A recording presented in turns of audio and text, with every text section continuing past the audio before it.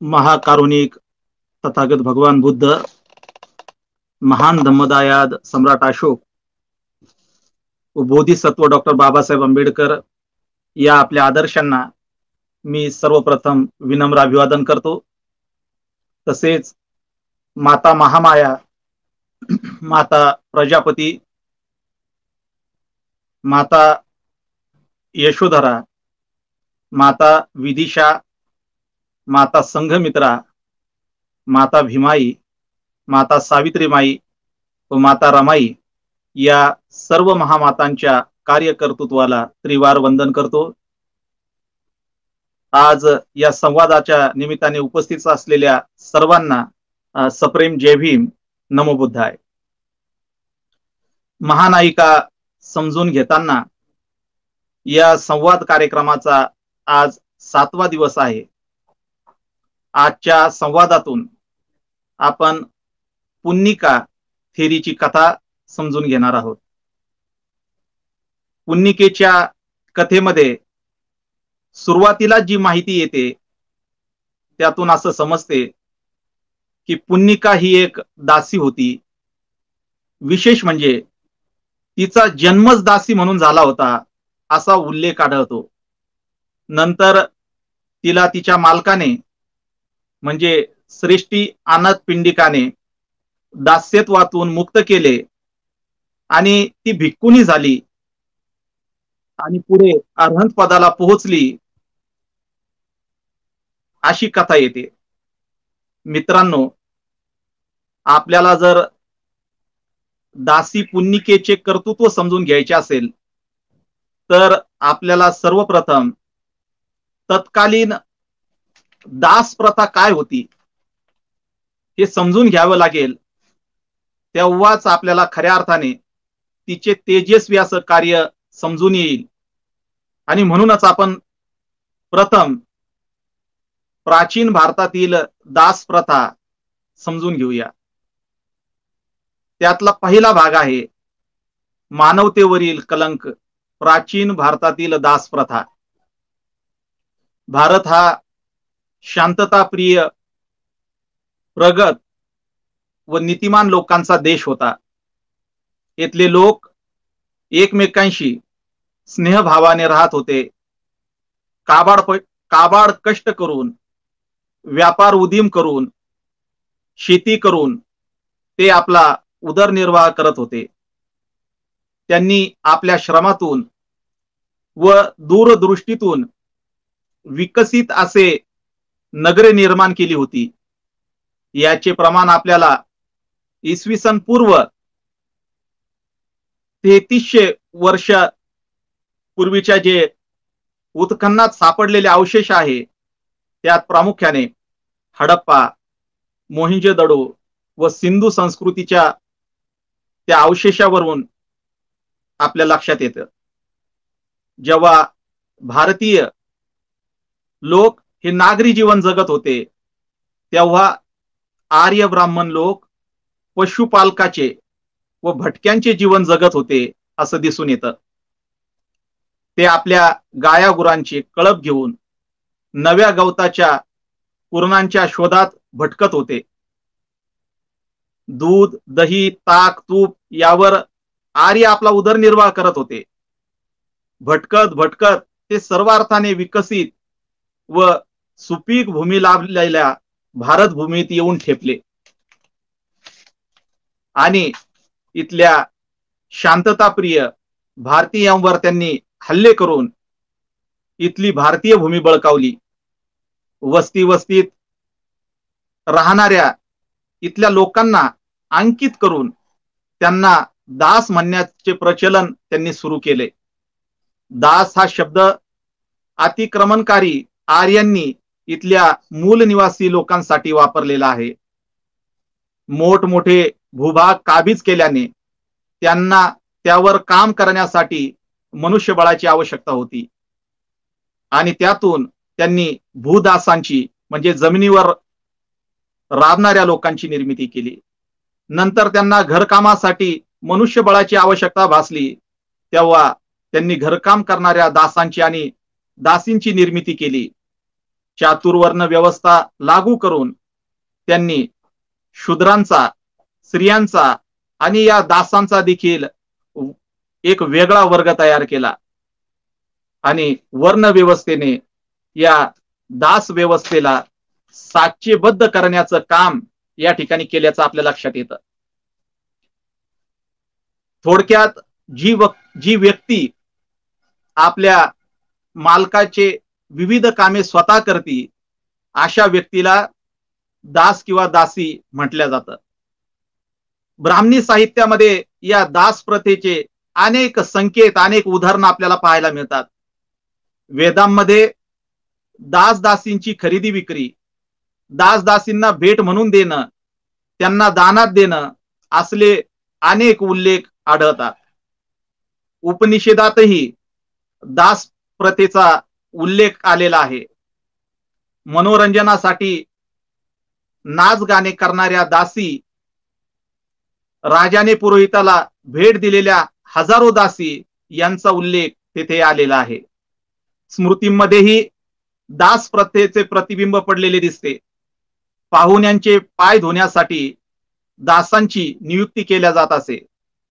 दासांना धनसंचयाचा अधिकार नाही. जर त्याने धनसंचय केला तर त्याची संपत्ती हिसकावून ब्राह्मणांना दान द्यावी असे म्हटले आहे. दास प्रथा येथे कायम झाल्याचे दिसते. म्हणजे जशी जन्माने जात व्यक्तीला चिकटते तशीच दास्यताही येते. म्हणजे दासींची जी संतान ती दासच म्हणून जन्माला येते असे येथे म्हटलेलं आहे. प्रत्येक श्रीमंत परिवार असे जन्मजात दास आपल्या घरामध्ये ठेवत असत. ते त्याच्या मालकाची संपत्ती आहेत.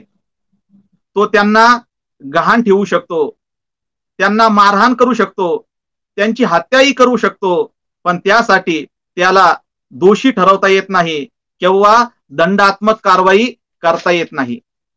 अशा प्रकारे एका दासीने तथागत भगवान बुद्धांना पाणी दिल्याने गावातील ब्राह्मणांनी तिला मारहाण करून तिची हत्या केल्याचा उल्लेख देखील आपल्याला बौद्ध साहित्यामध्ये पाहायला मिळतो. या दासांचे अनेक प्रकार, जवळजवळ 15 प्रकार या दासांचे नारद स्मृतीमध्ये सांगितलेले आहेत. ते 15 प्रकार असे आहेत की पहिला आहे घरामध्ये जन्मलेला दास, दुसरा आहे खरेदी केलेला दास, तिसरा आहे दानातून किंवा अन्य प्रकारातून प्राप्त झालेला दास, चौथा प्रकार आहे वारसाने प्राप्त झालेला दास, पाचवा प्रकार आहे दुष्काळात ज्याचं रक्षण केलं असा दास, सहावा प्रकार आहे कुणा दुसऱ्याचा आश्रित असलेला दास, सातवा प्रकार आहे मोठ्या कर्जामध्ये अडकलेला दास, आठवा प्रकार आहे युद्धबंदीने मिळालेला दास, नववा प्रकार आहे खेळात किंवा युद्धात जिंकलेला दास, दहावा प्रकार आहे स्वतःहून दास्यत्व स्वीकारलेला दास, 11वा प्रकार आहे संन्यासापासून भरकटलेला दास, 12वा प्रकार आहे काही दिवसांकरता तात्पुरतं दास्यत्व स्वीकारलेला दास, 13वा प्रकार आहे भोजनासाठी दास्यत्व स्वीकारलेला दास, 14वा प्रकार आहे दासीच्या प्रेमात पडून दास्यत्व स्वीकारलेला दास आणि 15वा प्रकार आहे की स्वतःला ज्याने विकले आहे अशा प्रकारचा दास. तर हे दासांचे किंवा दासींचे असे 15 प्रकार आपल्याला पाहायला मिळतात. बौद्ध साहित्यामध्ये देखील दास किंवा दासींचे 8 प्रकार सांगितले गेलेले आहेत. त्यामध्ये प्रामुख्याने युद्धात जिंकल्या गेलेला दास, भोजनासाठी झालेला दास, उपजीविकेसाठी झालेला दास, भयामुळे झालेला दास, स्वेच्छेने झालेला दास, विकत घेतल्याने झालेला दास, राजपरिवाराचा विश्वासू असल्याने झालेला दास आणि द्वारपाल म्हणून असलेला दास, अशा प्रकारचे 8 प्रकार बौद्ध साहित्यामध्ये देखील आलेले आहेत. आट्टकथेमध्ये असा उल्लेख आलेला आहे की नगरश्रेष्ठी अनाथ पिंडिकाने विहाराच्या रक्षणासाठी एक दास दिला होता, अशा प्रकारचा उल्लेख देखील आपल्याला पाहायला मिळतो. आता हे जे दास होते किंवा ह्या ज्या दासी होत्या, या दास दासींमध्ये आणि ब्राह्मणी व्यवस्थेमध्ये अनेक प्रकारचा त्यांच्यामध्ये भेद आपल्याला दिसतो. त्यांच्यामध्ये प्रामुख्याने सामाजिक आणि सांस्कृतिक बाबतीत अतिशय महत्वाचे फरक होते. आक्रमणकारी ब्राह्मण आणि मूल निवासी इथले जे लोक आहे यांच्यामध्ये जे बदल दिसतात का फरक दिसतात ते आपण बघणार आहोत. इथले मूल निवासी लोक हे प्रामुख्याने आपली वस्ती करून, तांडे करून, नगर करून राहत होते आणि ते इथल्या भूमीचे मालक होते, परंतु त्यांना दास्यत्व स्वीकारावं लागल्यामुळं त्यांना दास असं म्हटलेलं आहे. परंतु त्यांच्यातला सांस्कृतिक भेद मात्र कधी कमी झाला नाही. आणि ते सांस्कृतिक भेद कशा प्रकारचे होते ते आपल्याला लक्षात घेतल्याशिवाय आपल्याला दासी असलेली पुन्निका ही ब्राह्मण असलेल्या त्या ब्राह्मणाला कशा प्रकारे उपदेश करते आणि का उपदेश करते त्याचं कारण या भेदांमध्ये आपल्याला प्रामुख्याने दिसतात. तर यांच्यामध्ये सांस्कृतिक दृष्ट्या काय भेद होते, तर पहिला भेद भाषेचा होता.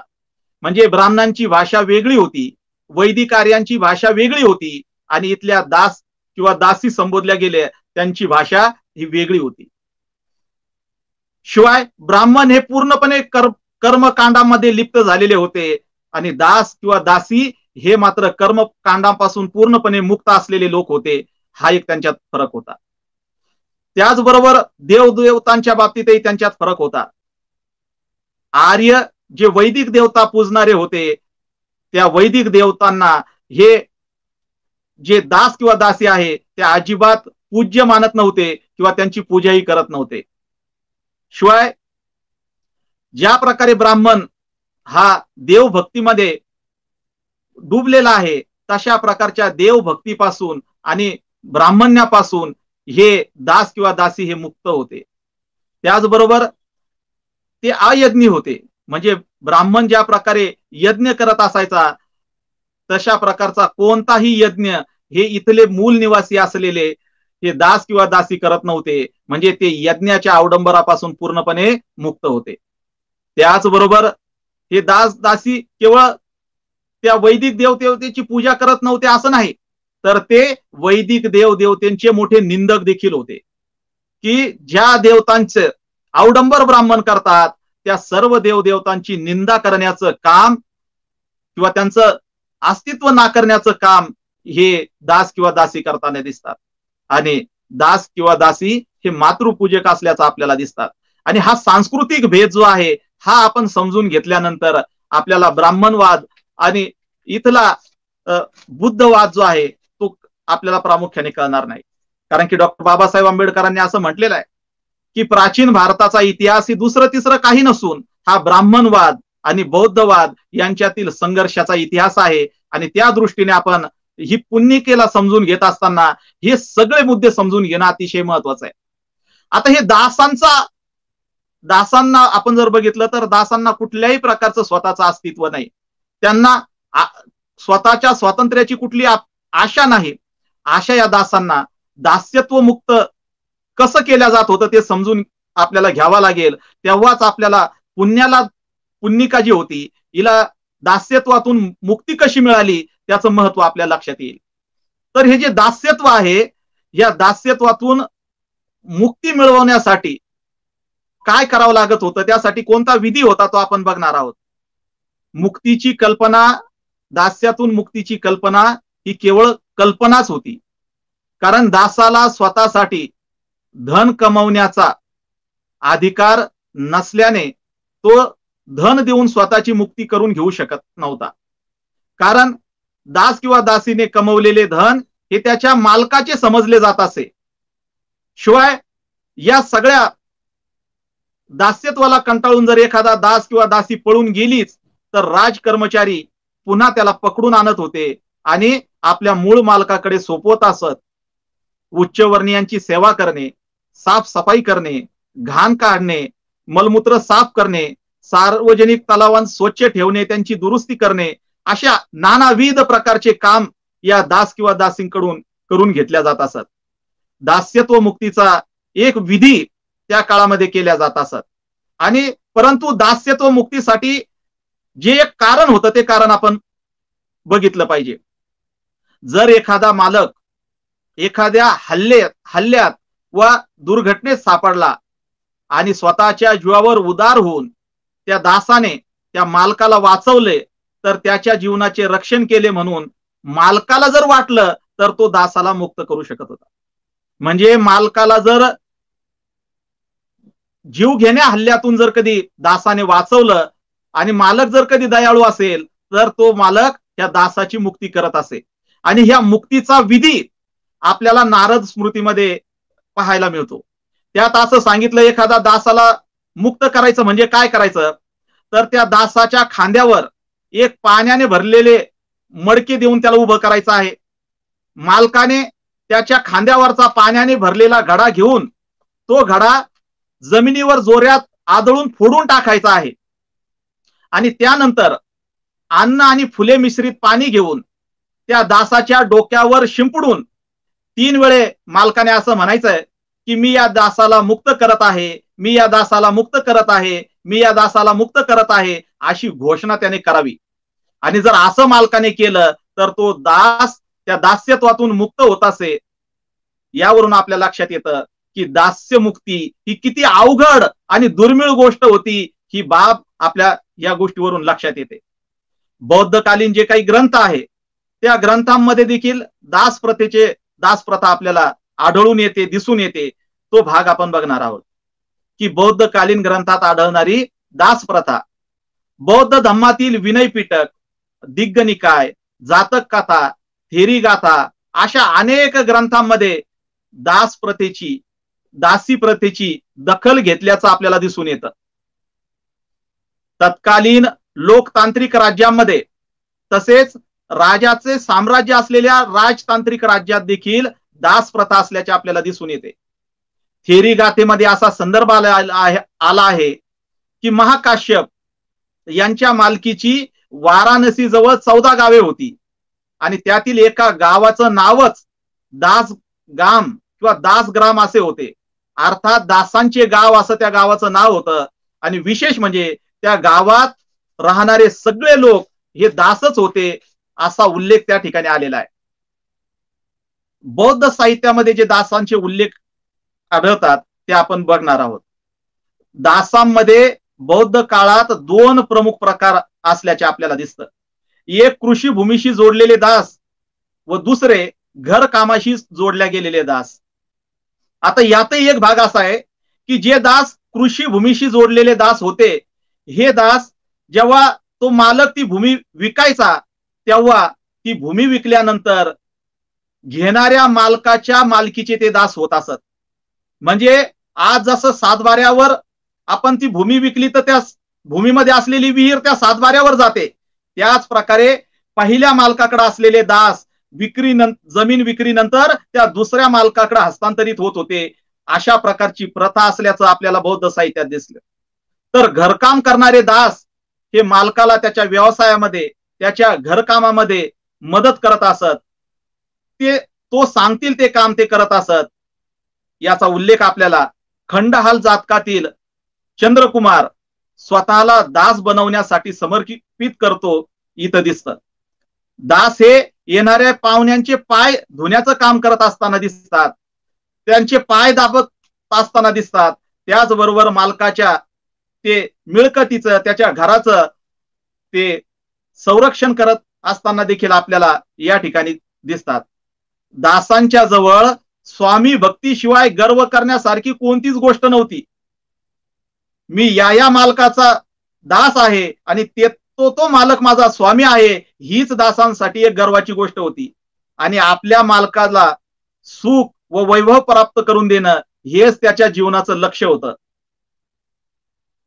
कटहक नावाचा एक दास होता. त्याचा मालक सहृदयी होता म्हणून त्याने आपल्या मुलासोबत या कटहललाही लिहायला आणि वाचायला शिकवलं होतं. आणि तो एक उत्तम भाषणपटू झाला. मालकाने प्रसन्न होऊन या कटहल नावाच्या दासाला आपल्या भंडारगृहाचा रक्षक म्हणून नेमलं. परंतु आपला मालक काहीतरी कारणाने आपल्याला या कामावरून काढून टाकेल अशी भीती त्या कटहल नावाच्या दासाच्या मनात कायम असल्याने तो भयभीत राहत असे, अशा प्रकारचा उल्लेख आलेला आहे. बौद्ध साहित्यामध्ये दासींचे जे उल्लेख आलेले आहेत ते आपण बघणार आहोत. बौद्ध साहित्यातील दासींचे उल्लेख. दासी ह्या घरातील प्रत्येक कामात मदत करत असत. दासीच्या मुलीला पण दासीच म्हटल्या जात असत. दासांचे प्रमुख कार्य हे आपल्या मालकाच्या परिवाराची सेवा करणे हेच होते. प्रामुख्याने या दास्या त्या परिवारातील मुलींचे पालन करत असत. त्या मुली यांच्या पालन पोषणातून जेव्हा मोठ्या होत तेव्हा देखील दासीच त्यांची देखरेख करत असत. आणि अशा त्या मालकाच्या सांभाळलेल्या मुलींमध्ये आणि या दासींमध्ये कायम एकत्र राहिल्याने एक प्रकारचं स्नेहाचं आणि प्रेमाचं नातं निर्माण होत असत. आणि त्यामुळे अशा मुलींची जेव्हा लग्न होत, त्यांचा विवाह होत असे, तेव्हा या दास्या देखील त्या मुलींच्या सासरी दान दिल्या जात असत आणि त्या मुलीसोबत पाठवल्या जात असत. दास्या कधी कधी तान्या बाळांना दूध पाजण्याचं काम करत असत. त्यांच्या आया म्हणून सांभाळ करण्याचं काम करत असत. मज्जिम निकाय या ग्रंथामध्ये असा उल्लेख आला आहे की काली नावाची एक दासी होती. ती स्वयंपाक करणे म्हणजे भात बनविणे, बिछाना लावणे, गाईचं दूध काढणे व रात्री घरातील दिवा लावणे अशी सर्वच कामं ती करत असे असा उल्लेख आलेला आहे. निमी जातकामध्ये बी राणी नावाची जी दासी आहे तिला वारसाने दास्यत्व मिळाल्याचा उल्लेख देखील त्या ठिकाणी आपल्याला दिसतो. सुपराक जातकामध्ये विशारकला हुंड्यामध्ये दास्या देण्यात आल्या होत्या असा उल्लेख आहे. गणिकांकडे देखील 500 दास्या असल्याचे उल्लेख या ठिकाणी आपल्याला पाहायला मिळतात. विशाखाला देखील हुंड्यांमध्ये दास आणि दास्या भेट म्हणून देण्यात आल्या होत्या असा उल्लेखही आपल्याला पाहायला मिळतो. तर अशा प्रकारची ही दास प्रथा अतिशय घातक आणि मनुष्यत्वावरील एक कलंक अशा प्रकारची होती. आणि अशाच दास प्रथेमध्ये एक जन्मताच दासी म्हणून ही पुन्निका जन्माला आलेली आहे. आणि या पुन्निकेचा जो मालक आहे तो आहे अनाथ पिंडिक. तर हे अनाथ पिंडिक जे आहे की ज्याने पुन्निकेला दास्यत्वातून मुक्त केलं, त्या अनाथ पिंडकाविषयीची माहिती आपण बघणार आहोत. की श्रेष्ठी सुदत्त अर्थात अनाथ पिंडिक. श्रावस्ती नगरी ही भगवान बुद्धाच्या धम्म प्रचाराचे प्रमुख असे केंद्र होती. त्यांनी या श्रावस्ती नगरीला 75 वेळा भेट दिली होती आणि त्यांनी राजगृहाला 24 वेळा भेट दिलेली होती. भगवंतांनी आपल्या जीवनात 45 वर्षावास केले. त्या 45 वर्षावासापैकी 25 वर्षावास त्यांनी याच श्रावस्ती नगरीमध्ये केल्याचं आपल्याला दिसून येतं. श्रावस्ती ही नगरी कोशल राज्याची राजधानी होती. या नगरीचा राजा प्रसेनजित, या नगरीची महाराणी मल्लिका, या नगराचा कोषाध्यक्ष असलेला नगरश्रेष्ठी असलेला अनाथ पिंडक व मिगार माता विशाखा हे सर्व तथागत बुद्धांचे अनुयायी होते, चाहते होते. राजगृह ही मगध राज्याची राजधानी होती. राजा बिंबिसार हा तथागत बुद्धांचा अनुयायी होता आणि राजगृहाच्या श्रेष्ठीची बहीण ही अनाथ पिंडिकाला दिलेली होती. त्यामुळे त्याचे नेहमीच राजगृहाला येणे जाणे होते. अनाथ पिंडकाचे खरे नाव श्रेष्ठी सुदत्त असे होते. तो दररोज सकाळी शिजवलेले अन्न घेऊन आपल्या घराबाहेर बसत असे व गरजवंतांना, अनाथांना तो पिंड म्हणजेच भोजन दान करत असे आणि त्यामुळेच त्याचं नाव अनाथ पिंडिक असे पडले होते. एकदा तो राजगृहाला आपल्या मेव्हण्याकडे गेला असता त्याला त्या ठिकाणी भोजनाची प्रचंड तयारी होत असल्याचे दिसले आणि चौकशी अंती असं कळलं की दुसऱ्या दिवशी भगवान बुद्ध त्या ठिकाणी भोजनासाठी येणार आहे. तेव्हा अनाथ पिंडकाच्या मनामध्ये भगवान बुद्धांना पाहण्याची आत्यंतिक इच्छा निर्माण झाली. त्याला रात्रभर झोपच लागली नाही आणि म्हणून तो पहाटेच उठून तथागतांना भेटण्यासाठी ते ज्या ठिकाणी होते त्या ठिकाणी गेले. तर त्या ठिकाणी भगवान बुद्ध पहाटेला संक्रमण करत होते आणि त्याच वेळेत हा अनाथ पिंडक त्या ठिकाणी गेला. तथागतांनी त्याला दुरूनच बघितलं आणि म्हणाले, या सुदत्त, असे म्हणून त्यांनी त्याचे स्वागत केलं. सुदत्तांनी त्यांना अभिवादन केलं आणि नंतर भगवंतांनी त्यांना धम्मोपदेश दिला.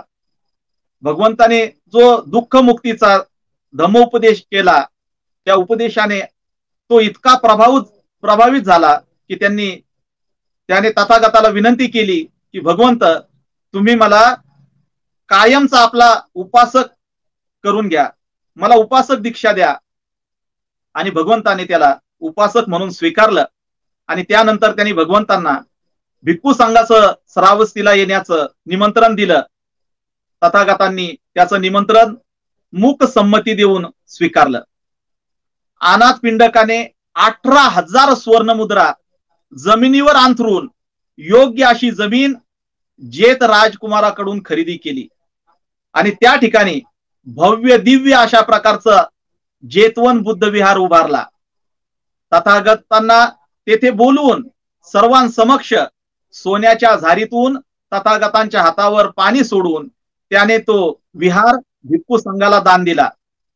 येथे भगवंतासाठी खास अशा प्रकारची गंधकुटी निर्माण करण्यात आली होती.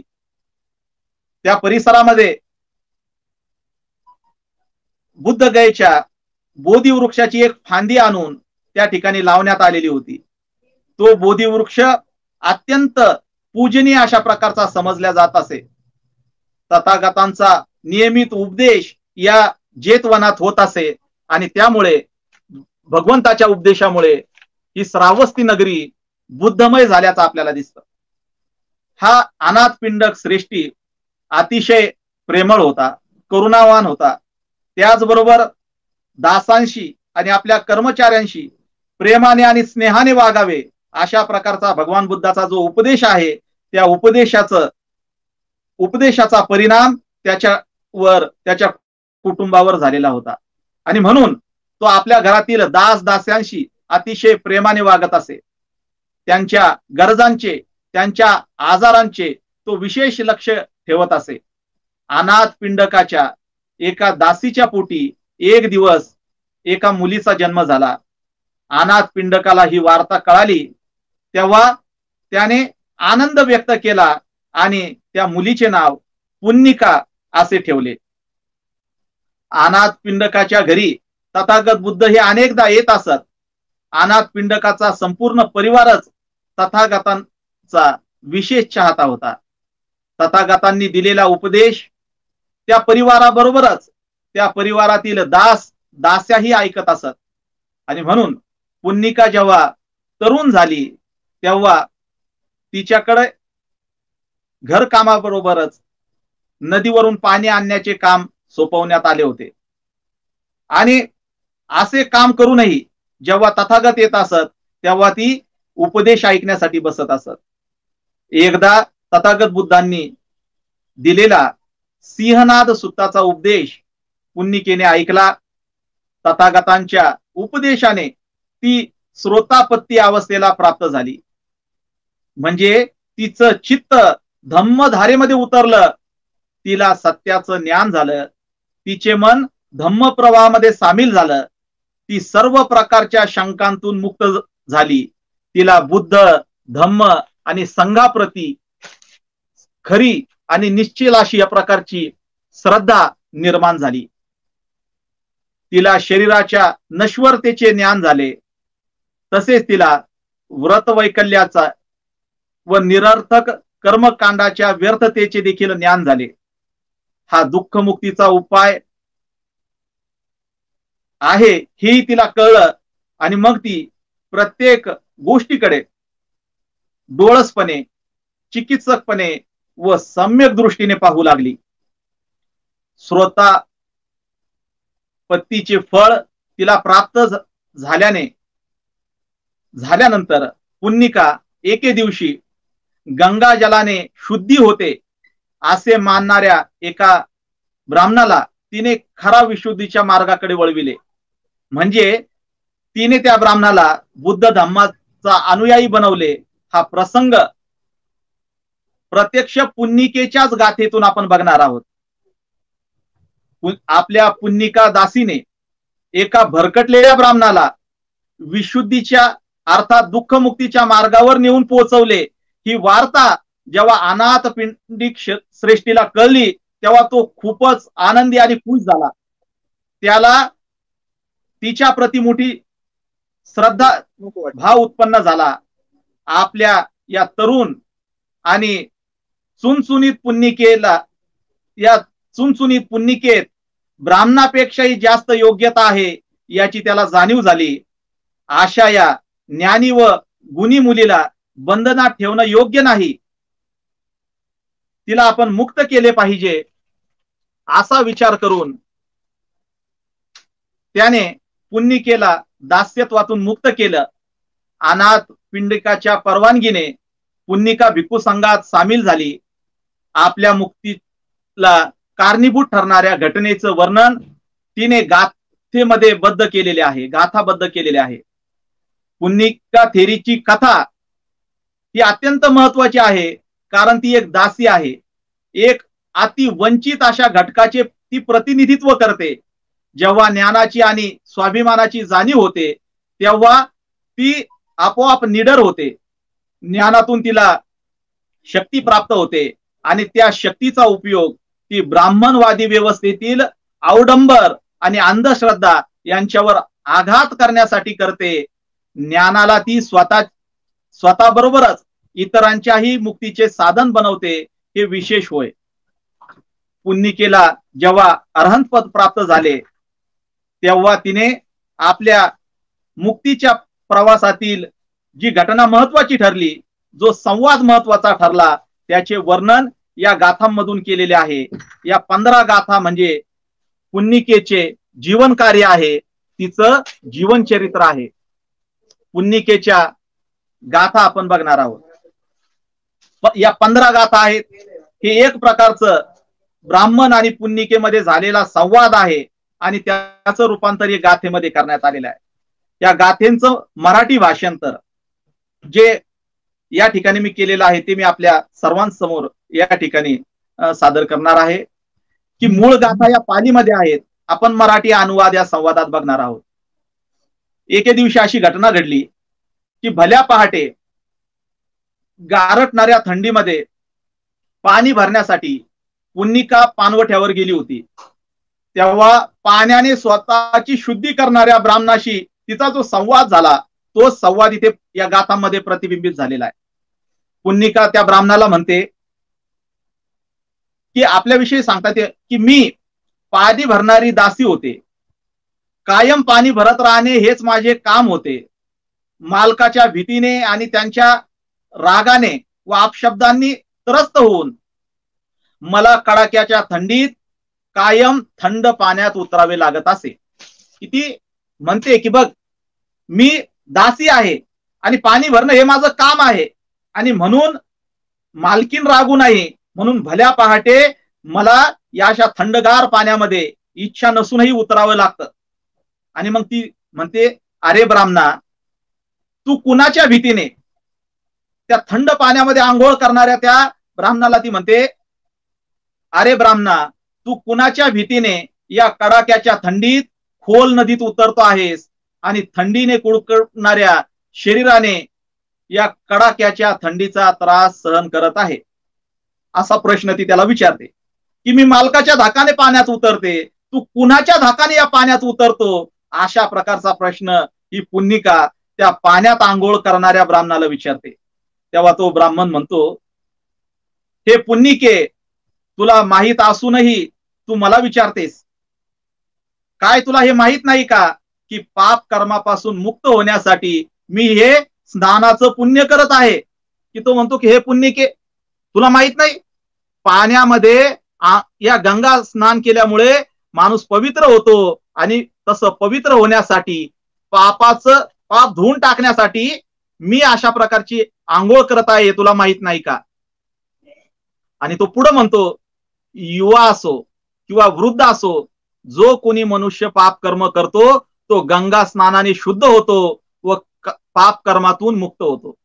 आणि पुढे तो म्हणतो की जो कोणी युवा असो की वृद्ध असो त्याने जर कधी गंगेमध्ये स्नान केलं तर तो पापापासून पाप कर्मापासून मुक्त होतो असं तो ब्राह्मण म्हणतो.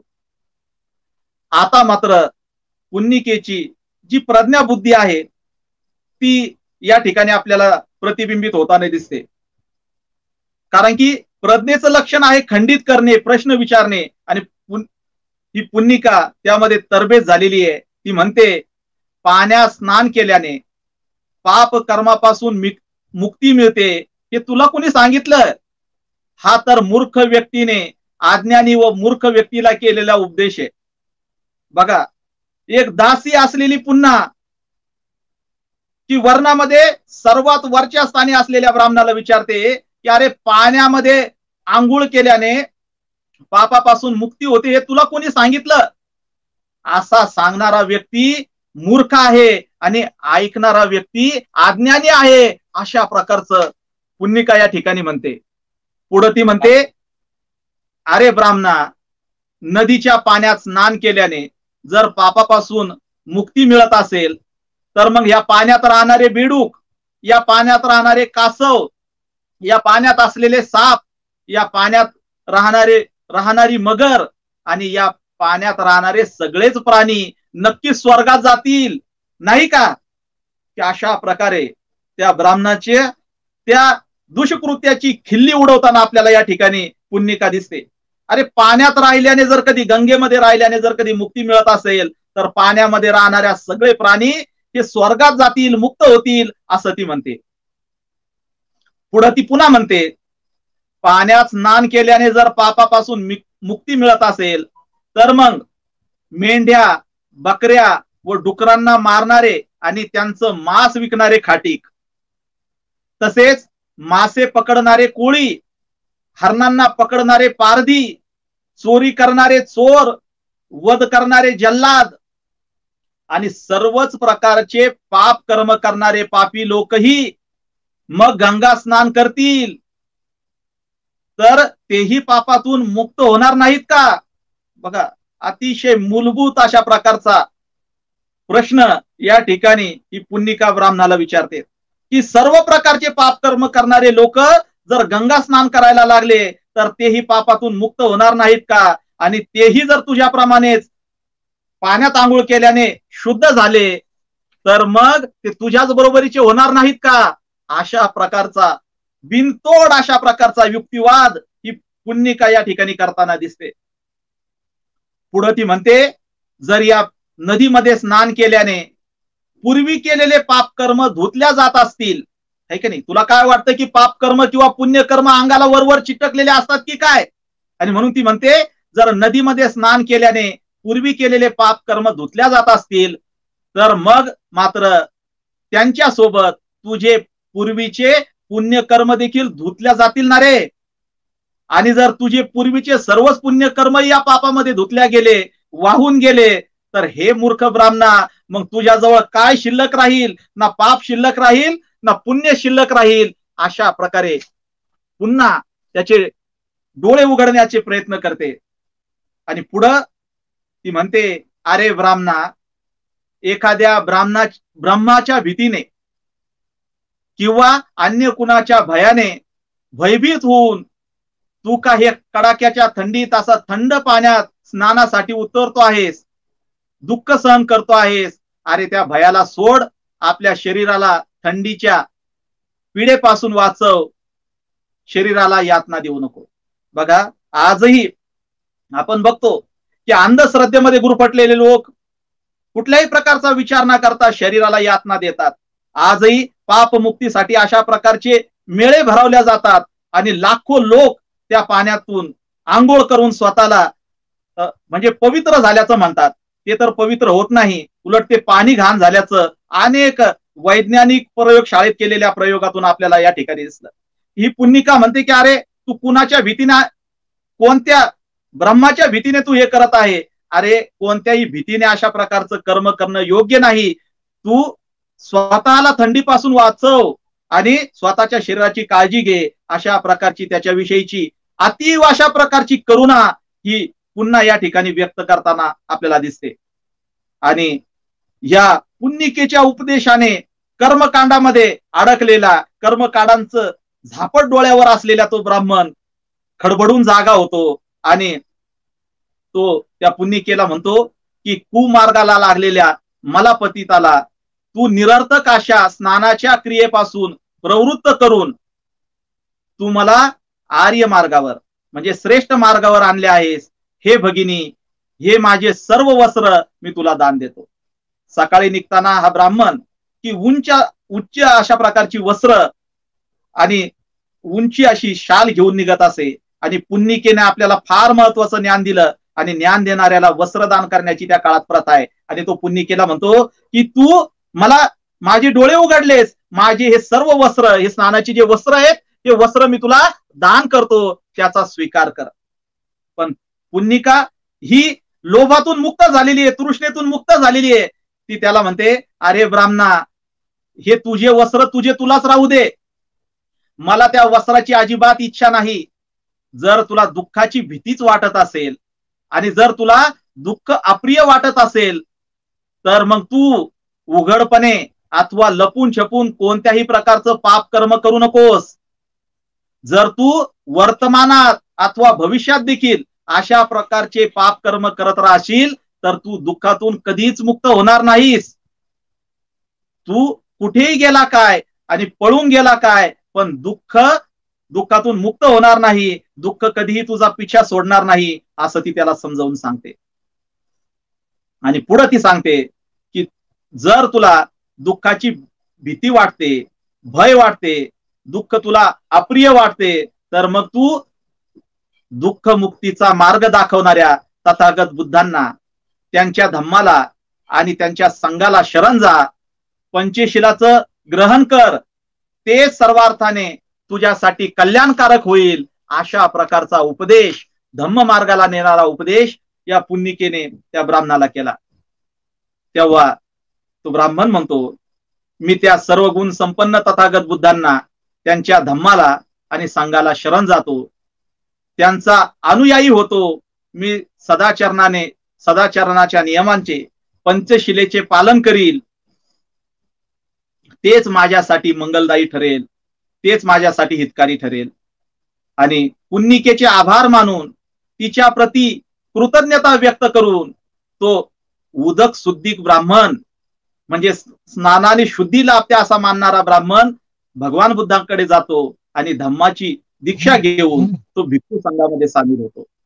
आणि जेव्हा भिक्खू संघामध्ये त्याची प्रगती होते, त्याची तृष्णेतून मुक्ती होते, तेव्हा त्याने देखील आपले अनुभव कथन केलेले आहेत. गाथेमध्ये तो देखील आपला अनुभव कथन करतो आणि त्याने असं म्हटलेलं आहे, मी पूर्वी फक्त नावाचा आणि जन्माचा ब्राह्मण होतो, पण आता मी खऱ्या अर्थाने ज्ञानवान ब्राह्मण झालो आहे. मी आता खऱ्या अर्थाने प्रज्ञावान झालो आहे आणि म्हणून मला आता खऱ्या अर्थाने मी ज्ञानामध्ये पारंगत झाल्याने मी आता ज्ञानाचा पदवीधर झालेलो आहे. अशा प्रकारचा आनंद तो ब्राह्मण आपल्या मुक्तीचा व्यक्त करताना या ठिकाणी दिसतो. मित्रांनो, ही जे पुन्निकेची कथा आहे, ही जे पुन्निकेच्या गाथा आहेत, त्या गाथा फक्त त्या काळातच प्रासंगिक होतात असं नाही, तर त्या आजही आपल्याला काही महत्वाची शिकवण देतात. आणि म्हणून या गाथेतून मिळणारी शिकवण आपण बघणार आहोत आणि नंतर आपण या भागाचा, या संवादाचा समारोप करणार आहोत. तर या पुन्निकेच्या कथेतून आणि गाथेतून आपल्याला काय शिकवण मिळते किंवा या गाथा कशा आज प्रासंगिक आहे ते आपण बघणार आहोत. यातून पहिली शिकवण आपल्याला असं मिळते की प्रगतीसाठी तुमच्या भौतिक व आर्थिक परिस्थितीपेक्षा तुमची मानसिक स्थिती चांगली असणं अधिक महत्वाचं आहे, अशी शिकवण या कथेतून आपल्याला मिळते. मार्गदर्शकाचे म्हणणे, दुसरी गोष्ट अशी आपल्याला यातून समजते की मार्गदर्शकाचे म्हणणे जर आपण एकाग्र चित्ताने ऐकले व ते आचरणात आणले तर आपल्या जीवनाला नवी कलाटणी मिळू शकते, याचा प्रत्यय ही कथा आपल्याला देते. तिसरी गोष्ट अशी आहे की जन्म आपल्या हाती नाही, पण कर्म मात्र आपल्या हाती आहे, याचे भान ठेवून नेहमी जर आपण सत्कर्म करण्याकडे कल ठेवला, कारण त्यामुळेच आपली संकटातून मुक्ती होते, असं ही गाथा आणि ही कथा आपल्याला दाखवून देते. स्त्रियांना कमी समजणे, त्यांना बुद्धिहीन समजणे, त्यांना नरकाचे द्वार समजणे हे मूर्खपणाचे आहे. तर ज्ञानीश्रीला आपले मार्गदर्शक समजून तिचं ऐकणं महत्वाचं आहे, असं देखील ही कथा आपल्याला या ठिकाणी सांगते. दास्यत्वाच्या गुलामीत असणाऱ्या एका स्त्रीला दुःख मुक्तीच्या ज्ञानाची जेव्हा प्रचिती येते, तेव्हा ती अंतर्बाह्य बदलते, स्वतः सर्व अकुशलातून मुक्त होते व करुणाभाव बाळगून अंधश्रद्धेत गुरफटून पडलेले एका ब्राह्मणालाही त्यातून मुक्त करते. ज्ञानाने व्यक्ती स्वतःबरोबरच इतरांच्या उद्धाराची सामर्थ्य प्राप्त करतो, त्यांच्या उद्धारासाठी कार्य करतो, अशी शिकवण यातून आपल्याला मिळते. 6वी शिकवण यातून आपल्याला अशी मिळते की आपल्या अज्ञानाची, आपल्या गैरकृत्याची जर कुणी आपल्याला जाणीव करून देत असेल तर त्याच्याशी वैरभाव न बाळगता कृतज्ञता बाळगावी, असा कृतिशील उपदेश ही कथा आपल्याला देते. 7वी गोष्ट आपल्याला यातून अशी कळते की आज देशात आणि समाजात सर्वत्र अंधश्रद्धेचं पेव फुटलेलं आहे. भेदभावाला ऊत आलेला आहे, वैरभाव वाढलेला आहे. अशा परिस्थितीत प्रज्ञावान व शहाण्या लोकांनी केवळ बघ्याची भूमिका न घेता त्यांनी प्रत्यक्ष कृतीची भूमिका घेऊन लोकांना या संकटातून मुक्त करणे आवश्यक आहे. अशी जबाबदारीची जाणीव देखील ही कथा आपल्याला करून देते. हे यातील महत्वाचा भाग आहे असं मला वाटतं. मित्रांनो, आजच्या या संवादासाठी मला अनेक ग्रंथांचा उपयोग झाला. प्राचीन भारतातील दास प्रथा व बौद्धकालीन दास प्रथा हा जो महत्वाचा भाग मी सुरुवातीला मांडला, त्यासाठी मला लेखक आणि विचारवंत असलेल्या ओमप्रकाश काश्यप यांच्या प्राचीन भारत में दास प्रथा एक सामाजिक सांस्कृतिक कलंक या लेखाचा खूप उपयोग झाला. मी त्याबाबत आज सकाळी प्रत्यक्ष त्यांच्याशी फोनवरून बोलून त्यांची यासाठी परवानगी घेतली होती आणि ती त्यांनी मोठ्या आनंदाने दिली. त्याबद्दल मी ओमप्रकाश काश्यपजी यांचे मनपूर्वक आभार व्यक्त करतो. थेरी गाथा मराठी डॉक्टर शेषराव मेश्राम, थेरी गाथा हिंदी डॉक्टर विमल कीर्ती यांच्या ग्रंथाचाही मला उपयोग झाला. त्यांच्या प्रतिही मी आभार व्यक्त करतो. महामानव डॉक्टर बाबासाहेब आंबेडकर यांच्या बुद्ध आणि त्यांचा धम्म या ग्रंथाशिवाय ही कथा पूर्णत्वाला जाणे अशक्य होते. मी महामानव डॉक्टर बाबासाहेब आंबेडकर यांच्या प्रतिही कृतज्ञता व्यक्त करतो. तसेच मी वाचलेल्या इतर अनेक ग्रंथांचाही मला या ठिकाणी उपयोग झाला. त्या सर्वांचेही मी ऋण व्यक्त करतो. या संवादाच्या निमित्ताने ही कथा मांडण्याची संधी मला उपलब्ध करून दिल्याबद्दल मी बहुजन संघटक पेजचे व प्रामुख्याने राहुल खांडेकरजी यांचे आभार व्यक्त करतो व या ठिकाणी थांबतो. जय भीम, जय प्रबुद्ध भारत.